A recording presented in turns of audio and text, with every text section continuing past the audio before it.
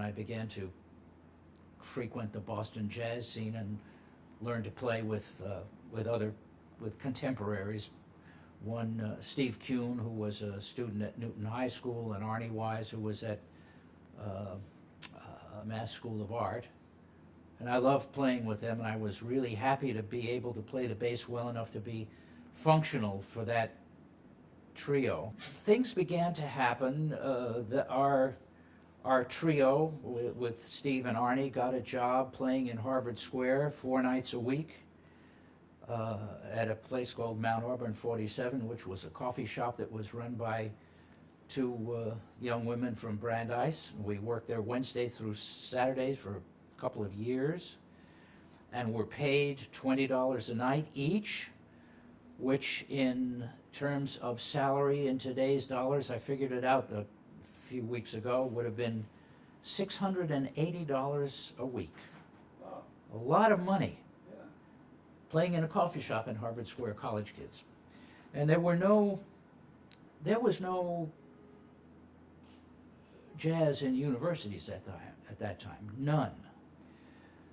But in June of 1957, Gunther Schuller organized the first Third Stream concert, and that took place at Brandeis. And all of a sudden, on the Brandeis campus for 10 days or 2 weeks, were Bill Evans, George Russell, Charlie Mingus, Jimmy Giuffre, Barry Galbraith, Hal McCusick, Art Farmer. All these people were hanging out on the campus practicing this difficult music, some of which had been written by jazz musicians and some had been written by classical musicians, including my harmony teacher, Harold Shapiro. And the Brandeis campus is situated in a residential area. There are no businesses right near the campus. So if you have to eat something, you're stuck with going to the student union. Lousy food that it was at that time, probably improved by now.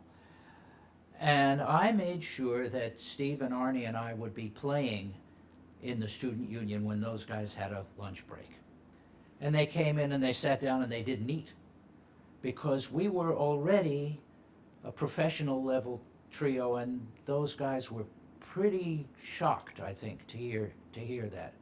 And that single incident produced work for me in New York a few years later. It made my connection with Bill Evans. Joe Benjamin used to send me on jobs subbing for him when I got to New York. George Russell hired me to play with his band. It was really one of those serendipitous things that can happen if you're lucky,